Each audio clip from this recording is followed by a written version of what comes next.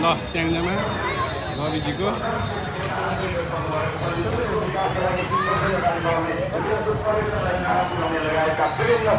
हासिल गरेका व्यक्ति आज तपाईँको उम्मेद्वारको रूपमा राष्ट्रसभाले खडा गरेको छ। यस्ता अब्बल उम्मेद्वारहरू देशैभरि छन्। यसपटक देशमा मतको क्रान्ति गर्नुपर्छ। मलाई विश्वास छ स्याङ्जा तयार भएर बसेको छ। स्याङ्जा अहिले मात्र तयार भएको होइन, यसभन्दा अगाडि पनि स्याङ्जाले बिउ रोपेको घन्टी बजाएको मलाई थाहा छ। अब त्यो बिउ लह लह भएर फल्ने फुल्ने बेला भएको छ। म स्याङ्जालाई तयार छ कि छैन भनेर हेर्न र हाम्रा उम्मेद्वारहरूका लागि झविलाल डुम्रे पनि यहाँ हुनुहुन्छ। हामी उहाँहरू सबै दुवै उम्मेद्वार झबी डुम्रे र धनञ्जय दुवैजना उम्मेद्वारका लागि म आज भोटको अग्रिम बुकिङ गर्नका लागि आएको छु। अग्रिम बुकिङ स्याङ्जामा अग्रिम बुकिङ खुल्ला छ कि छैन? भोट त 21 गते हालौँला। अहिले मन तयार भयो कि छैन? स्याङ्जाको तयार राख्नु होला। मैले भनिहालेँ यसपटक भोट मात्र खसाल्ने होइन, यसपटक हामीले चुनावी भाषण हुने चुनावी सभामा म पक्कै पनि आउँछु होला। तर मैले एउटा भन्नै पर्ने कुरा छ। म अप्ठ्यारोमा परेका बेलामा, म काल कोठरीमा ठुनिएका बेलामा यी चोक चौतारीहरूमा घरमा बसेर तपाईँले आँसु बगाउँदै तपाईँहरूले आँसु बगाउँदै मेरो लागि हस्ताक्षर गर्नुभएको छ, बिर्सेको छैन। तपाईँले बगाउनु भएको एक थोपा आँसु बिर्सेको छैन। तपाईँले गर्नुभएको एकवटा हस्ताक्षर बिर्सेको छैन र बिर्सनेवाला पनि छैन। त्यो भन्दा पनि ठुलो कुरा, देशको परिवर्तनका लागि जेन्जी पुस्ताले बगाएको रगतको एउटा थोपा पनि बिर्सनेवाला छैन। हामी बिर्सदैनौँ, हामी केही पनि बिर्सदैनौँ। त्यो भन्दा पनि ठुलो कुरा, यसपटक मुलुकलाई सुशासनको नयाँ बाटोमा लिएर जानुपर्छ। सिङ्गो देश एक ठाउँमा आउनुपर्ने हुन्छ।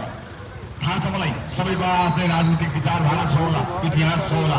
वर्षदेखि तपाईँहरूले विभिन्न राजनीतिक दलको सदस्यता पनि लिनुभएको छ होला। यो बेला त्यो होइन। हामीले लिएको सदस्यताको मूल्य तिर्ने, पार्टीलाई आफूले वर्षौँभरि लगाएको गुणको मूल्य तिर्ने, भोटबाट मूल्य तिर्ने बेला होइन। कहिलेला भाइ बहिनीहरूले रगत पहाएर बलिदानी दिएर ल्याएको परिवर्तन र आशा गरेको परिवर्तनका बेलामा मेरो पार्टी भनेर हिँड्ने होइन,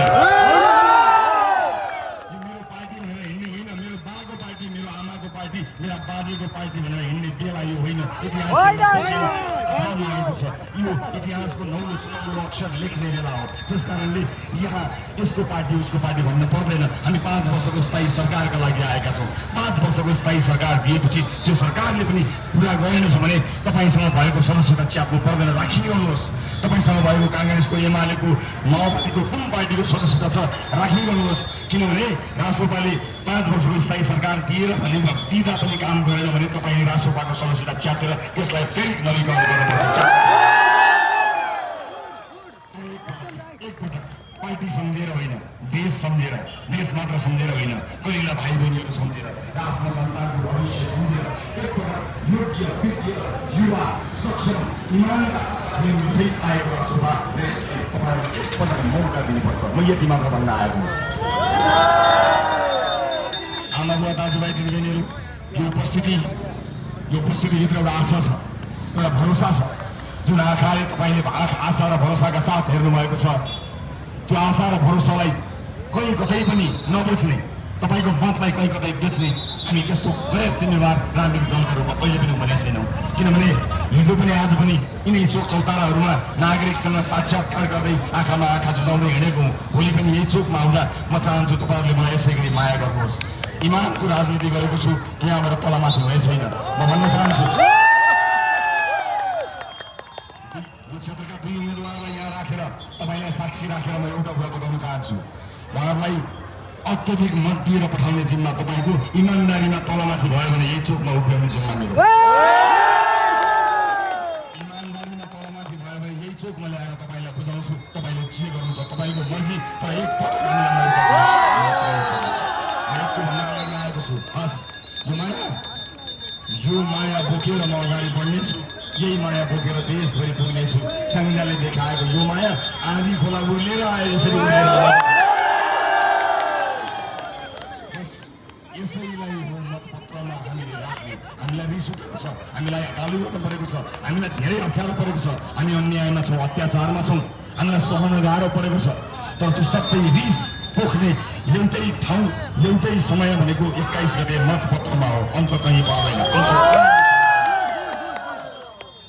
मतपत्रमा विद्रोह गर्न सकियो भने कुनै पनि आमाको काख रित्तिने छैन। हामी त्यही विद्रोहका लागि अगाडि आएका छौँ। यो माया र उपस्थितिका लागि तपाईँलाई धेरै धेरै धन्यवाद दिन्छु। फेरि पनि वाचा गर्न चाहन्छु। सबको जय होस्। जय देश, जय गण्डी।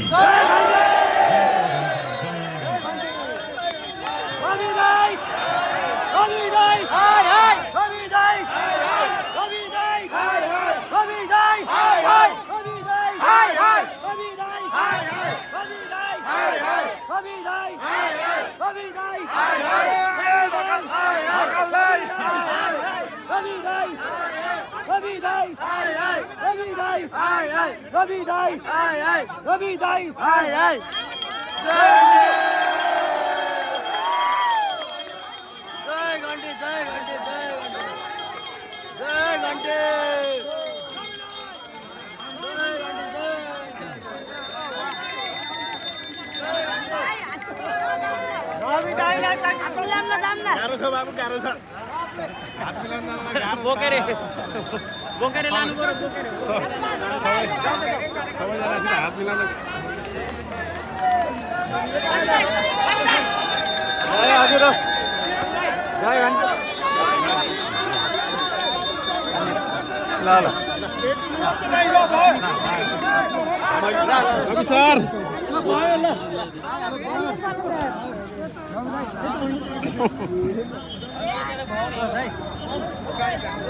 होइन